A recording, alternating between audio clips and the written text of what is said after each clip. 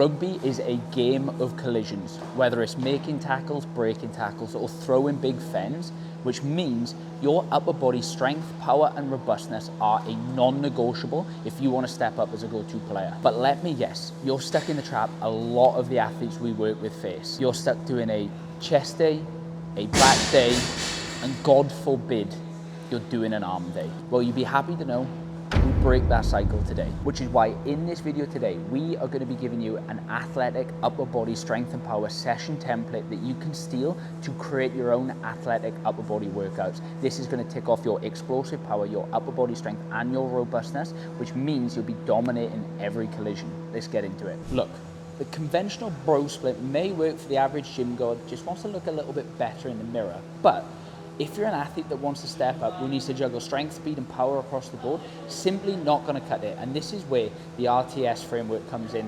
This is a framework that we've used with over 300 athletes at the Strength Solution that allow them to step up their performances on the pitch.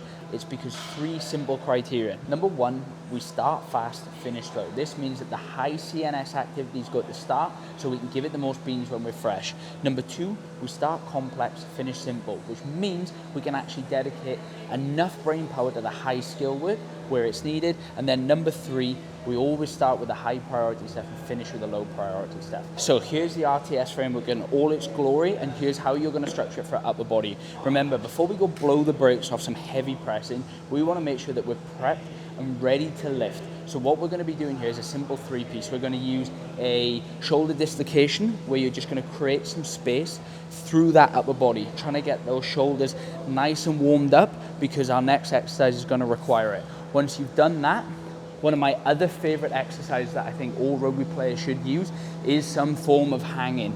Not only is this going to build grip strength, this is going to help with that shoulder mobility too. Simply holding out, hanging here for 30 to 45 seconds is going to be a game changer. If you want to progress it, you can work over to one side and relax the grip off the other, but just trying to hold for 45 seconds is going to be a good standard. Once you've done that, then another one of my personal favorites is to use a med ball and just get into some of the dangerous spaces of that shoulder. So we're going to be looking at the I position, the Y position, and the T position. If you've got slider boards, this works great, or you can do it on rings. You're going to do 1 to 3 sets, just enough to feel ready before we move on to our technical coordination lift. Next up, we've got our reactive portion. This is going to fire the CNS up a little bit, and this is going to constitute as that upper body plyometric. Now, the things that you can do here, for me, one of my favorites is med balls, but the one mistake that I see rugby players running into time and time again, they pick too heavy a med ball. The goal should be to move this fast, so anywhere from 3 to 6 kilos. And what you want to do, just yeet it into a wall. I like to start off with a set of 10 per side, nice and easy, around 50 to 70% working on that rhythm. And then 2 sets where you load it up and hit it nice and hard before you go on to your technical coordination work. Now, when we talk about getting rugby ready shoulders, a lot of the time people revert straight back to some of the low load rehabilitation style exercise with like external rotations and power raises. But one thing that they overlook is the utility of technical coordination work. Technical coordination simply means your Olympic weightlifts. And for the upper body, we're looking at the snatch or a push press or jerk variation. And for me, there's nothing better than preparing your shoulders ready for collision than throwing heavy weight overhead and having to stabilize it at high speed. That is how you build robust shoulders. So for this workout today, we're going to be using a push press. And one of the things that I see a lot of rugby players struggle with is actually getting into a good front rack and being able to maintain that. So to avoid that error today, we're going to be doing a behind the neck push press, where we get that bar set, we're going to dip down and drive up, making sure that we use that legs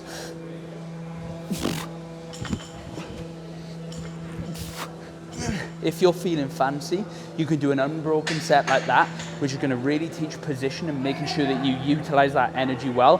4 sets of 3 reps is what we're looking for today. After we finish with the fast stuff, we then move on to our relative strength work. And this is going to be your main KPI lift from an upper body perspective.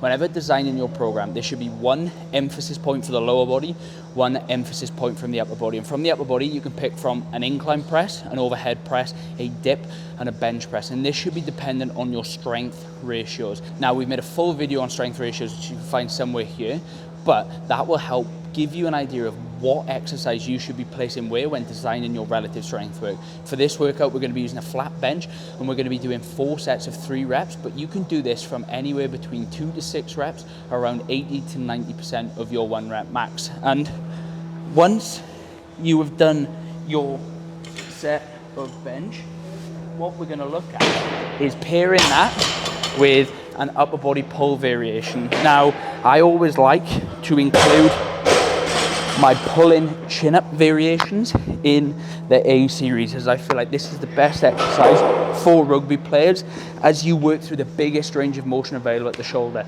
Keep the sets and reps the same from the upper body press to the upper body pull, and then once you've done that, you've ticked off your relative strength work. So once we've done our relative strength work, it's on to our absolute strength work. And when we're selecting the pressing exercise here, I like to use an angle at 90 degrees from what we did as the primary. So we bench in the primary, we're going to do an overhead press today. We're going to be doing anywhere from 6 to 10 reps. Today, we're going to be doing 10 reps total, where we just come down.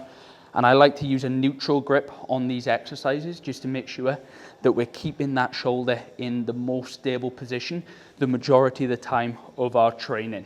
Once we've done that, we're on to another superset where we're going to pair that with our rows. Today, we're going to be using the seated cable row. And remember, as we come through this, we want to keep the sets and reps the same from the pressing exercise, but make sure that we're varying the hand position that we use here that we did in the main one. So we did a supinated chin up, which means we're going to do a neutral grip row here, just to make sure that we're balancing out the hand positions as well as the grip width. This one's a close, that one in there was a wider grip. Then the final block of the upper body session is going to double up as either size or safety work. So if you've got lingering injuries, maybe you've got a history of shoulder dislocations, or you've just got niggly shoulders that you want to make sure you're keeping healthy, we'll do some robustness work, which is going to be your external rotation, scap protractors, a little bit more of the remedial stuff. If you just want to grow some massive pipes, as well as creating some shoulder stability too, you've got to remember that your bicep and your tricep both crosses the shoulder, so they have an action in keeping your shoulder nice and secure. You can throw some arms in here. So when we're picking a arm exercise, remember, we want to include it from 3 ways. For a tricep, you want an arm in front of the body, where we're coming to a variation like this, arm to the side of the body, where we're coming into a variation like this, or we want to do a variation where the arm is overhead. That way, we're going to train the tricep in all the ways that it can be trained. And we need to do the same for bicep too, where you need to create the arm behind the body, the arm at the side, and the arm in front of the body. So a incline curl, hammer curl, and a preacher curl are going to be good alternatives if you want to keep your shoulders healthy while getting jacked too. And that right there is the sickest upper body workout that you have ever done to become a freak athlete. Remember, it follows the RTS Framework, which is something that you can steal to design your own sessions, or you can go to the description and we've created a full session that we've ran through today, so you can steal the exact sets, reps, tempos, everything you need to go and make this session the most effective as possible. If you want more workouts like this, remember, coaching inquiries are open in the bio, but stick around, don't forget to subscribe, and I'll see you in the next one.